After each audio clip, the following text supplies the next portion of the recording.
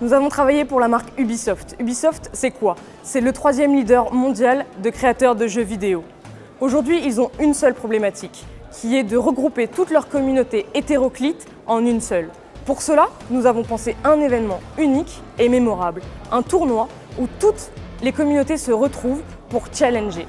Challenger quoi? Leurs jeux, leurs compétences, autour de différentes activités, dans un seul et unique but, ne faire qu'un, faire une seule communauté Ubisoft. Bonsoir à tous, nous représentons l'école pour ce challenge Unimev et nous avons travaillé avec Ubisoft. Donc Ubisoft, qu'est-ce que c'est? Ubisoft, c'est un éditeur de jeux vidéo qui fait partie des leaders mondiaux sur ce marché.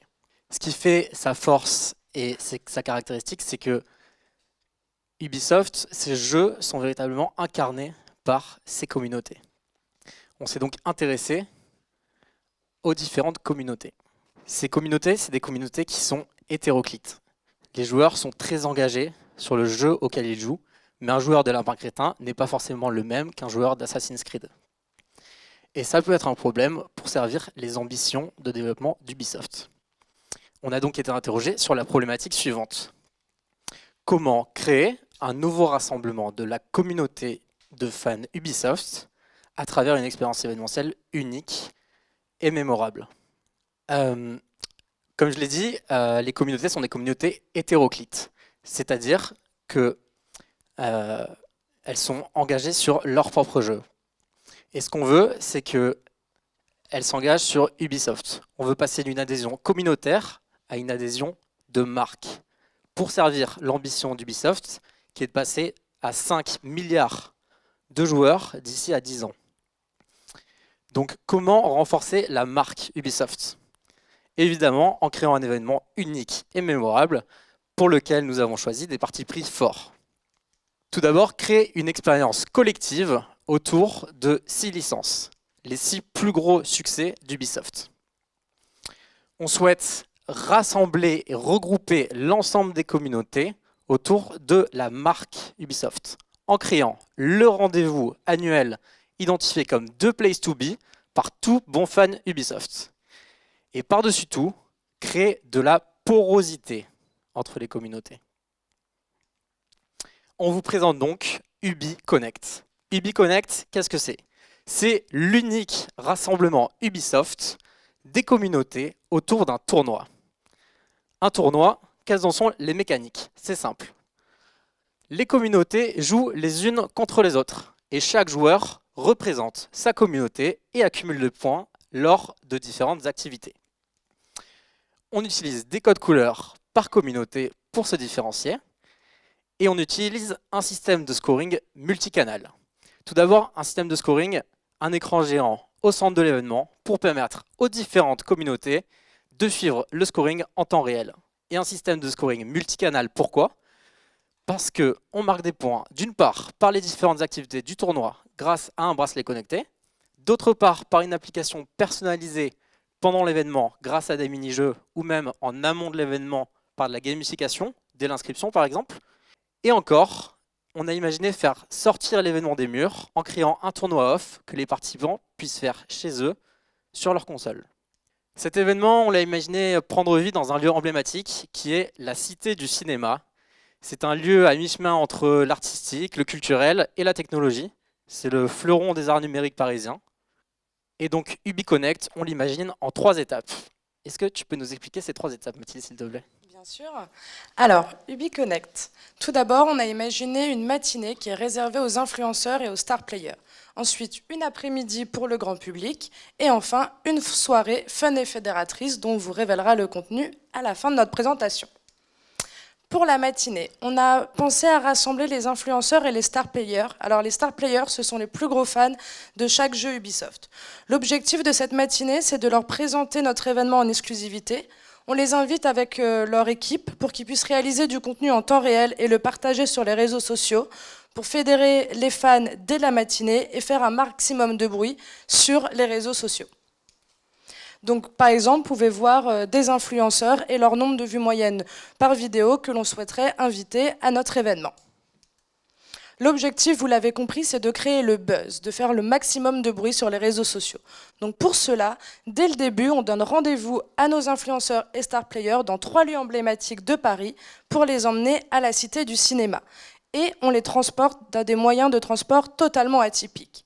Ces moyens de transport sont par exemple des bus discothèques pour Just Dance ou des bus brandés aux marques d'Ubisoft pour créer la curiosité des passants dans les rues parisiennes et créer l'effet de surprise et l'effet de buzz.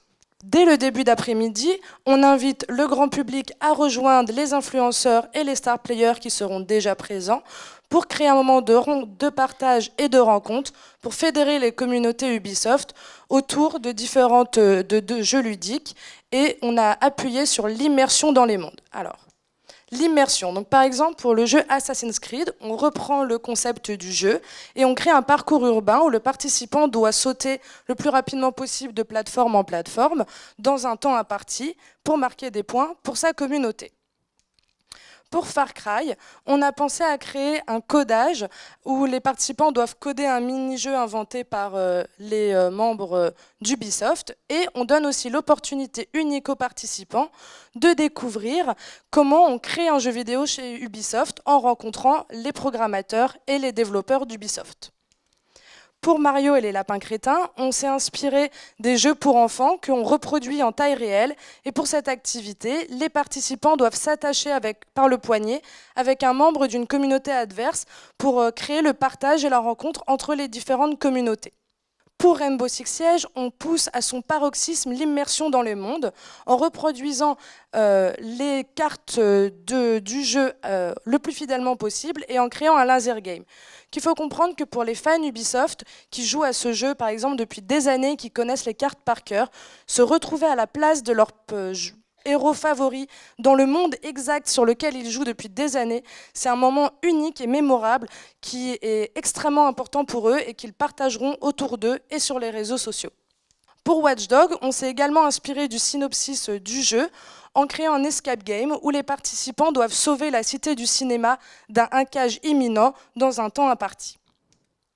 Enfin, une fois que ces activités sont réalisées et que les communautés ont marqué des points tout au long de l'après-midi, la communauté victorieuse, donc, qui sera affichée sur l'écran géant au fur et à mesure de la journée, sera célébrée par le directeur d'Ubisoft, et des goodies seront remis à tous les participants pour les remercier de leur participation. Et surtout, un dernier espace se dévoile, une boîte de nuit sur le thème de Just Dance pour rassembler tous les fans d'Ubisoft dans un moment fun et fédérateur et de partage. Mais si jamais nos joueurs n'aiment pas danser, pas de souci, on a pensé à créer un showcase de e-sport où on fait affronter les membres d'Ubisoft, c'est-à-dire les développeurs, les programmateurs et des joueurs professionnels de e-sport pour savoir qui joue le mieux au jeu entre ceux qui les ont créés et ceux qui y jouent. Et comment créer de l'interaction entre ceux qui sont en train de jouer au e-sport et ceux qui sont en train de danser. Pour cela, on a pensé à créer, par exemple, en fonction de l'ambiance qu'il y a dans la salle de e-sport, les décibels de la boîte de nuit augmentent, et en fonction des chorégraphies de Just Dance qui sont dans les salles, les halls-là sont différentes pour la salle de e-sport. Et surtout, on a pensé à créer un buffet central entre les deux salles pour créer le partage et la rencontre entre les communautés tout au long de la soirée. En parlant de restauration, on vous propose des food trucks pour les participants qui seront en libre accès tout au long de la journée. En ce qui concerne le budget, nous sommes à un budget total de moins d'1 million d'euros, avec, comme vous pouvez le voir, presque 50% consacrés à la scénographie, car comme vous l'avez compris, dans notre concept, l'immersion est vraiment la clé de voûte. Mais 1 million d'euros d'investis, c'est plus de 20 millions de personnes touchées, car comme je vous l'ai montré avec les influenceurs, il y a une résonance maximale sur les réseaux sociaux et les participants vont également partager ce qui se passe avec leurs fans il y aura également des journalistes présents, donc on estime à minimum 20 millions le nombre de personnes touchées par notre événement. Et l'objectif, comme on l'a dit au début de la présentation, c'est de faire rayonner la marque Ubisoft pour fédérer tous les fans Ubisoft et de passer de One Game Player to One Ubisoft Lover. Merci beaucoup.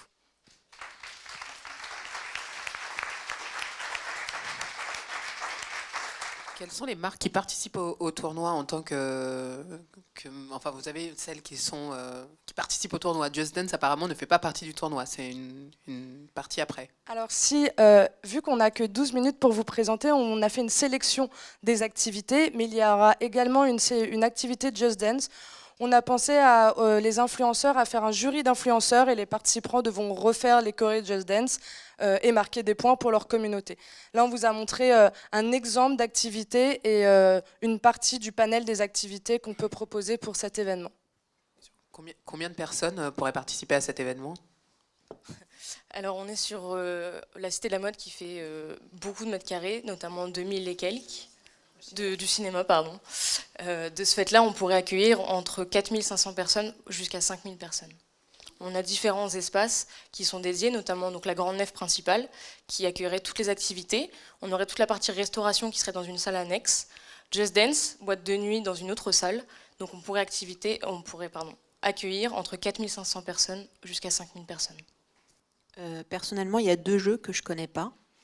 War, je sais pas quoi.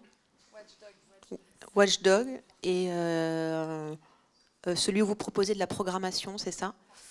Far Cry. Est-ce que vous pouvez me les expliquer?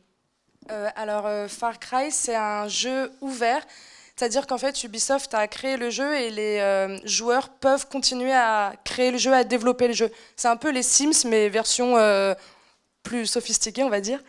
Et en fait, c'est un monde où il y a un tyran qui a pris le pouvoir et vous êtes dans une communauté et vous essayez de renverser le tyran en créant votre propre monde, pour faire simple.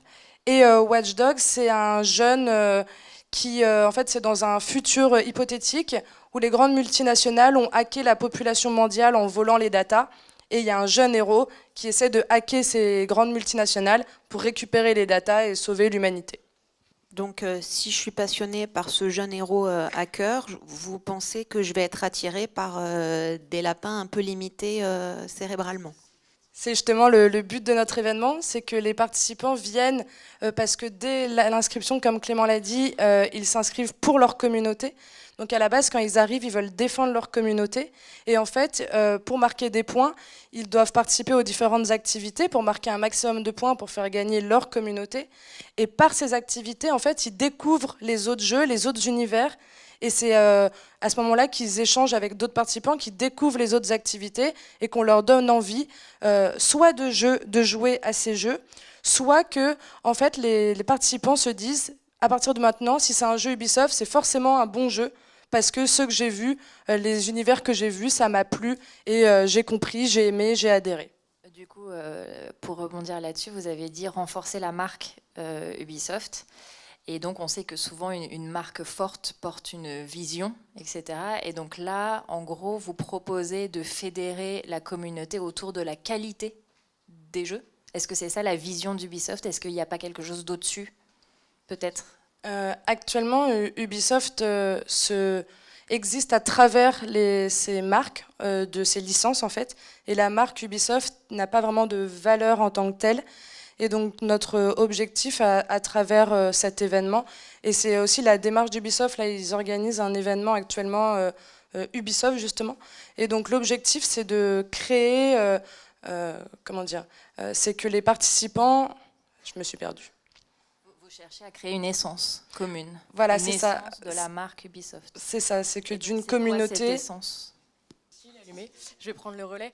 Effectivement, Ubisoft aujourd'hui est une marque qui est connue, mais pas reconnue, contrairement aux différents jeux et aux différentes licences, puisqu'aujourd'hui, Assassin's Creed est reconnu en étant Assassin's Creed. Quelqu'un qui ne joue pas aux jeux vidéo pourrait croire qu'Assassin's Creed est une marque qui n'appartient pas à Ubisoft. Aujourd'hui, Ubisoft se dit créateur de monde, créateur de cartes, créateur de jeux. Quel que soit le jeu aujourd'hui, vous avez des mondes nouveaux qui sont pensés de A à Z. Aujourd'hui, c'est une vision qu'ils incarnent, qu'ils veulent faire savoir. Et aujourd'hui, nous sommes, nous, en tout cas, tous d'accord sur le fait qu'aujourd'hui, Ubisoft veut faire valoir le fait qu'un nouveau jeu Ubisoft sera forcément un très bon jeu. Et le but de notre problématique aujourd'hui, c'est que quelqu'un qui joue au lapin crétin avec un monde lapin crétin, des cartes lapin crétin, soit capable aujourd'hui de se dire Ubisoft aura fait la même chose avec un Assassin's Creed ou avec un Far Cry. Et aujourd'hui, c'est ça qu'on souhaite démontrer.